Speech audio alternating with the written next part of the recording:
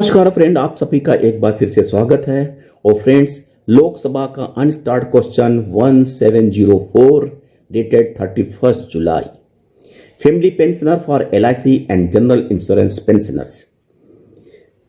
Shri Prajwal Revanna and Shrimati Suman Lata Ambareesh, Shrimati Angadi Mangal Suresh and Shri Nalin Kumar Kateel. इनका question है, will the minister of finance be please to state, and query number A, whether it has come to notice of the government that old age family pensioner of LIC and public sector general insurance companies are being paid meager family pension, and once the service pension is fixed at the time of retirement in LIC and PSGI institutions, it remains stagnant, which is fixed at 15% without any increase, having direct impact on the family pension as well. Query number B, whether the government has received any remuneration seeking hike in the pension amount paid to the pensioner of families. If so, whether the government proposes to enhance family pension of LIC and GIC pensioner to 30% on the lines of pension extended to the retired employees of central state government, RBI, public sector bank, RRB and NABARD. D, whether the LIC board has also recommended to raise the pension to 30% without any ceiling, and E, if so, the details thereof, and whether the government proposes to accept this recommendation along with the time by which it is going to be implemented.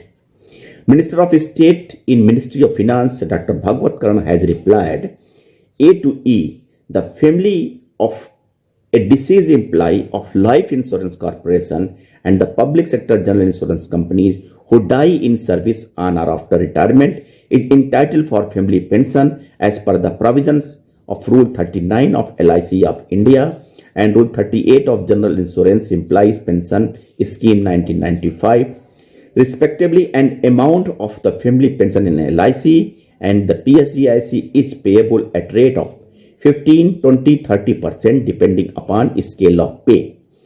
Further, LIC and PSGI are commercial entity operating in a competitive and regulated environment.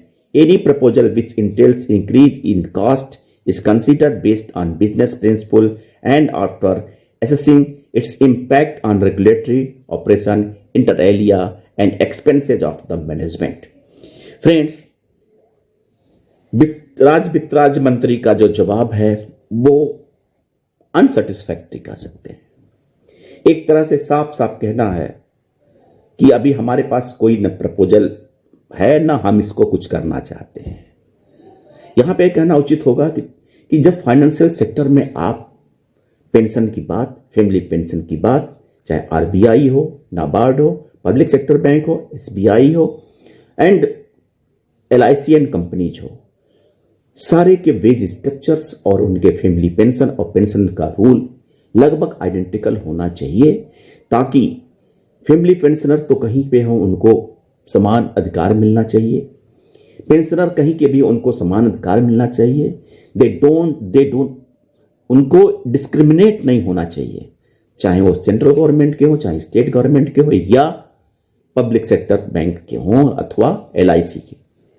लेकिन government इसी तरह से हर कामों को उलझा के रखती है और हर आदमी इसके लिए परेशान और प्रयास करता रहता है। किसकी किस्मत में कब आ जाता है भगवान जाने। थैंक यू फ्रेंड्स, नमस्कार।